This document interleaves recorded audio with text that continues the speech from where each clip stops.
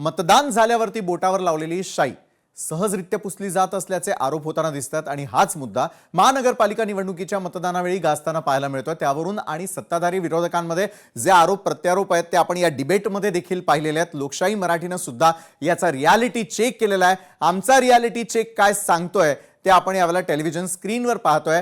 आमचीच असलेली ही सहकारी आहे, ती गेली, तिनं मतदान केलं आणि बऱ्याच काळानंतर तिनं देखील बोटावरची शाई पुसण्याचा प्रयत्न केलेला आहे। काय रिझल्ट येतोय तो आपण पाहूया।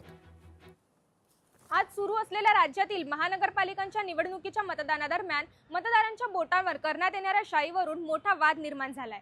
मतदान केंद्रांवर मतदान करण्यासाठी आलेल्या मतदारांच्या बोटांवर मार्करद्वारे लावण्यात येणारी शाई लगेच पुसली जात असल्याचा दावा अनेकांनी केला होता। तसेच या निवडणुकीत पहिल्यांदाच मार्करचा वापर केला जात असल्याचाही आरोपही करण्यात येत आहे। याचा रियालिटी चेक लोकशाही मराठी करते। हे मी केलंय मतदान, या माझ्या बोटावर लावलेली शाई ही शाई लगेच पुसली जाते असा आरोप केला जातोय आणि याचा रियालिटी चेक लोकशाही मराठी करते। यासाठी मी वापरते हा एसिटोन। या एसिटोनचा वापर नेलपेंट काढण्यासाठी केला जातो। ते एसिटोन मी आता मतदान केल्यानंतर माझ्या बोटावर लावलेली शाई काढण्यासाठी वापर करणार आहे।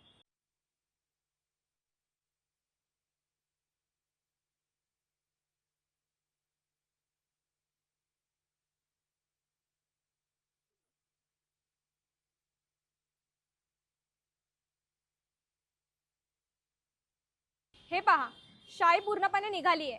मात्र त्यावर आता राज्य निवडणूक आयोगाने स्पष्टीकरण दिलंय। तसेच महाराष्ट्रामध्ये स्थानिक स्वराज्य संस्थांमध्ये 2011 पासून मार्करचा वापर केला जात असल्याचे वाघमारे यांनी सांगितले। त्यामध्ये ही शाई बोटाला लावल्यानंतर सुकण्यासाठी 10 ते 12 सेकंद लागतात।